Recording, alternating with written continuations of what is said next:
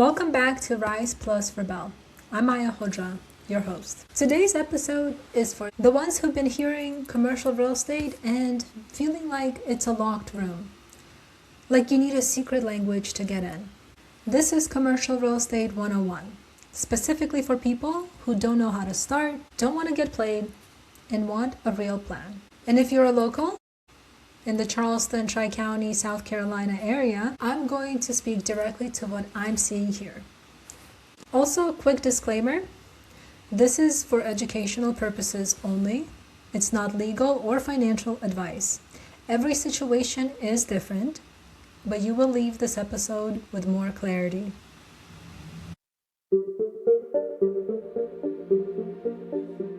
This is Rise Plus Rebel, a podcast for people who refuse to abandon themselves to fit this world. Here, we talk about solitude, authentic truth, power, money, creativity, and the quiet action that changes everything. This season is about reclaiming what was never meant to be outsourced. Your voice, your intuition, your timing, your authority. I'm Aya Hodra, commercial real estate advisor and the founder of Rise Plus Rebel, and your host. If you're navigating the journey of life, especially when it feels lonely, uncomfortable, or misunderstood, well then, you're in the right place. Let's begin.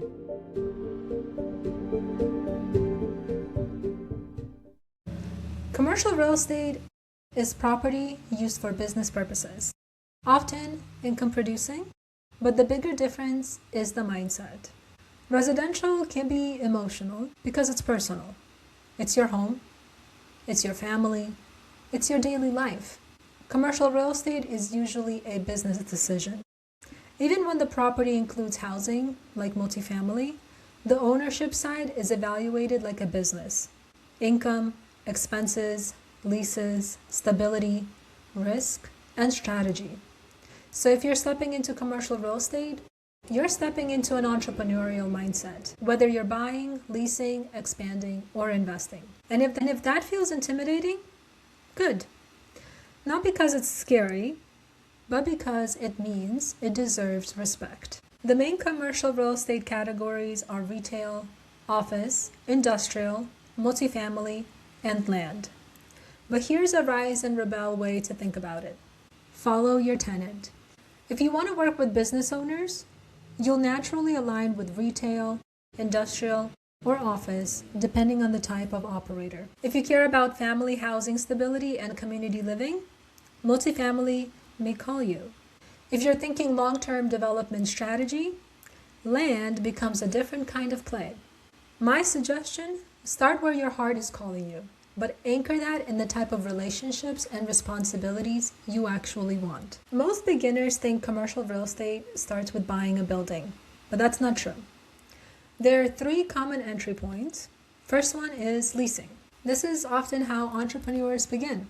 You lease a space to launch or expand. Second one is owner-occupied purchase. This means your business owns the building and operates out of it. Third one is investor purchase. This is when the property needs to perform financially as an investment. You're evaluating it primarily by income and risk. And if you don't know which lane you're in, that's usually the first place we start when I advise clients. Are you trying to operate a business or invest? Because that strategy changes immediately. Owner-occupied means you as a business owner will own and run your operations from that property. Is it easy?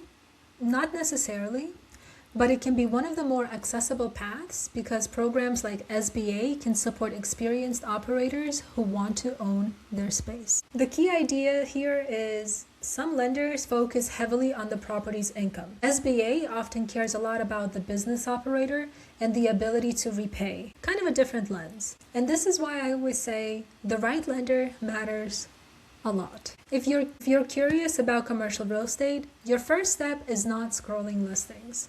Your first step is a clarity conversation with a commercial agent and a lender. Because a good advisor will help you with the map. They'll help you figure out if you want to lease versus buy, whether it's owner-occupied, timeline and readiness, what to do first so you don't waste months guessing. And you don't need to know everything. You just need a plan that matches your vision and your actual numbers. The biggest mistake I see is people making moves without the full strategy. No forecasting, no risk planning, no runway. Businesses fail when they don't calculate. And commercial real estate can amplify that. Risk to me is when you're breaking even or you're negative for months on end with no stabilization plan. Risk is not evil. It just needs strategy. In commercial real estate, you don't move because you're excited. You move because the numbers and the plan can hold real life. So how do you evaluate a property? For me, at first glance, I'm looking at the market rent, the location, the demand drivers, and that could be population, jobs, economic growth.